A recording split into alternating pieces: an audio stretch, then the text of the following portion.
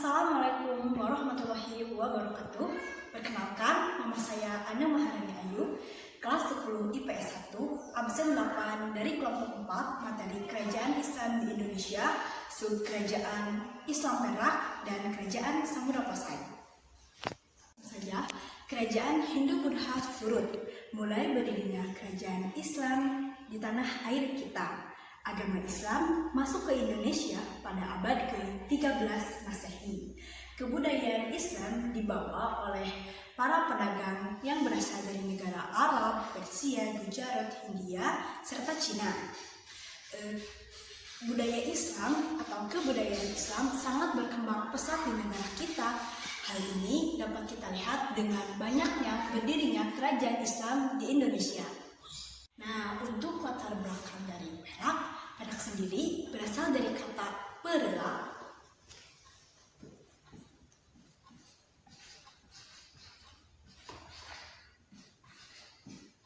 yang artinya tumbuhan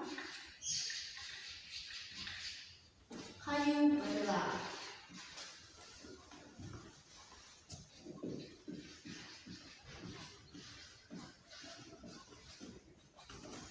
Tumbuhan kayu perak ini sering digunakan sebagai bahan baku pembuatan kapal-kapal atau juga sebagai bahan baku bangunan-bangunan lainnya. Sehingga wilayah ini banyak didatangi oleh orang luar negeri untuk membeli kayu tersebut. Seiring berjalannya waktu, sudah mulai tumbuh dan berkembang masyarakat Islam di daerah Perak. Hal ini sebagai akibat dari perkawinan antara saudagar-saudagar Muslim dengan putri-putri Perak. Perkawinan ini menyebabkan terjadinya keturunan campuran darah antara pedagang Persia, Gujarat, India dengan putri Perak. Hal ini juga yang menyebabkan berdirinya Kerajaan Islam Perak. Kerajaan Islam Perak berdiri pada hari Selasa 1 Muharram 225 Hijriah atau 840 Masehi. Sebelumnya juga telah terjadi kekeliruan bahwasanya Kerajaan Samudra Pasai lah kerajaan Islam pertama di Indonesia. Padahal nyatanya bukan. Kerajaan Islam pertama di Indonesia adalah Kerajaan Islam Perak. Ini merupakan peta atau letak wilayah dari Kerajaan Perak. Kerajaan Perak berdiri di Pulau Sumatera, tepatnya di daerah Aceh Timur. Nah, bisa kita lihat ini merupakan silsilah keturunan raja-raja dari Kerajaan Perak. Kejayaannya, Kerajaan Perak mengalami masa kejayaan yaitu pada masa pemerintahan Sultan Magdum Alaidin Malik Muhammad Amin Shah II Johan yang berdaulat yakni pada tahun 1225 sampai 1262 Masehi. Pemerintahan beliau, Kerajaan Perak mengalami kemajuan terutama dalam bidang pendidikan Islam dan perluasan dakwah Islam serta perdagangan yang maju dan didukungnya pertanian yang subur. Masa kemundurannya, Kerajaan Perak mengalami kemunduran pada masa pemerintahan Sultan ketiga yakni Sultan Alauddin Syed Maulana Ahmad Shah. Aliran Syiah mulai ditinggalkan dan mulai masuknya aliran Sunni. Terjadilah peperangan antara kaum Syiah yang dipimpin oleh Syed Maulana Ali Mughad Shah dengan kaum Sunni. Kali peperangan saudara telah terjadi yaitu antara kaum Syiah dengan kaum Sunni. Perang pertama dimenangkan oleh kaum Syiah dan kaum kedua dimenangkan oleh kaum Sunni, sehingga yang menjadi raja atau sultan terakhir dari Kerajaan Perak adalah dari kaum Sunni. Singkat cerita, peperangan terus berlangsung atau terus terjadi. Akhirnya Sultan ke-17 yaitu Sultan Magdum Alaidin Malik Muhammad Amin Shah II melakukan strategi politik dengan menikahkan putri-putrinya dengan raja kerajaan tetangga yakni dengan Kerajaan Malaka, juga dengan raja kerajaan Samudra Pasai. Hasil dari perkawinan antara putri Sultan Magdum Alaidin Malik Muhammad Amin Shah II dengan raja dari kerajaan Samudra Pasai akhirnya melahirkan putra mahkota atau pewaris tahta, yaitu yang diberi nama Sultan Malik Al-Johir, sehingga akhiran kerajaan Perlak disatukan atau menyatu dengan kerajaan Samudra Pasai. Nah, faktor dari kemunduran kerajaan Perlak berikut adalah bukti atau peninggalan kerajaan Perlak.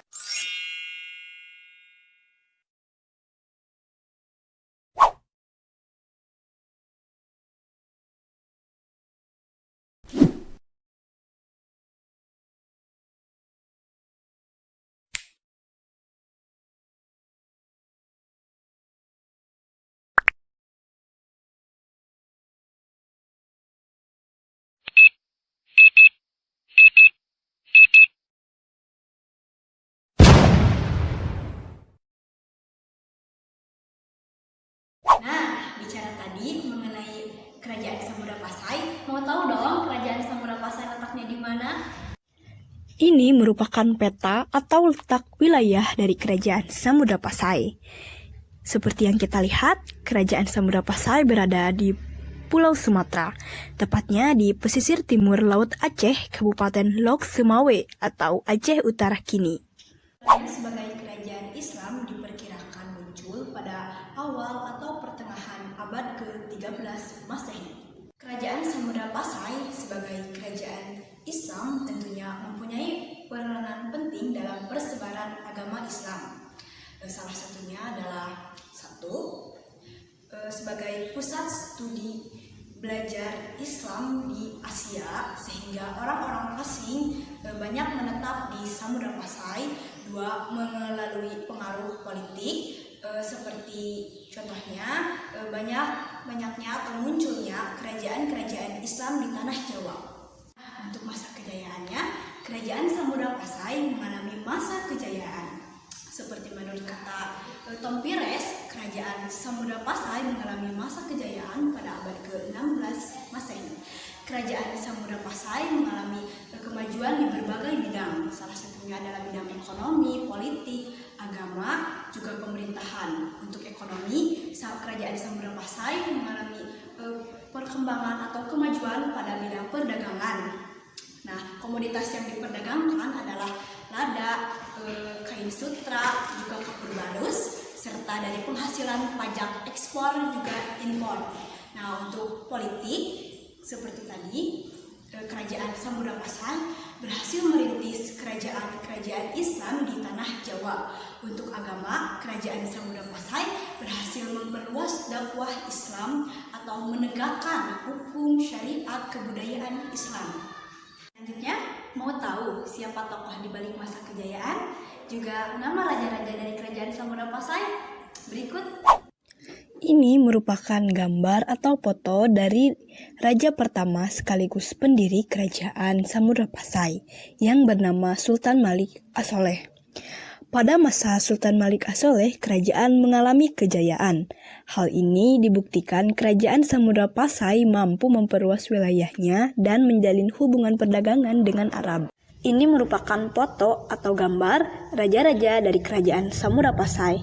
Bisa kita lihat, yang pertama ada Sultan Malik As-Soleh, selanjutnya ada Sultan Ahmad Leiku Jahi, selanjutnya juga ada Sultan Zainal Abidin, terus Sultan Ahmad Leiku Jahi, dan terakhir ada Sultan Salahuddin. Bisa kita lihat, ini merupakan gambar atau foto yang menunjukkan silsilah-silsilah nama raja dari kerajaan Samudra Pasai.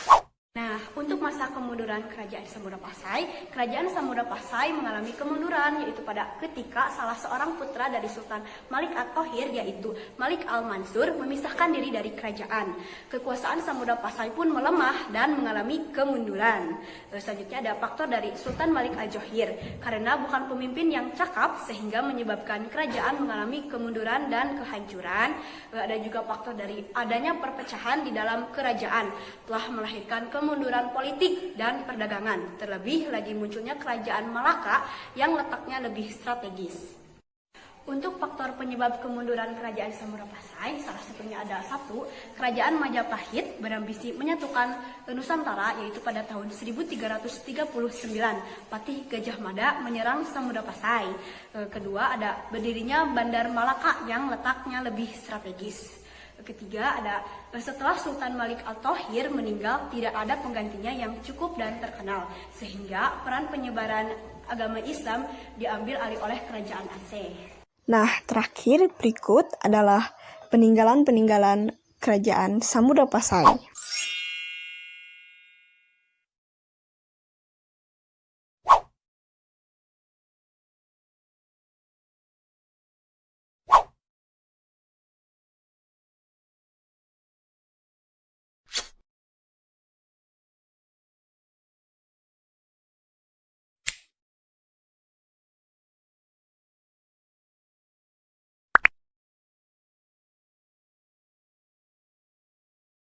Sekian yang dapat saya sampaikan. Semoga materi ini bermanfaat.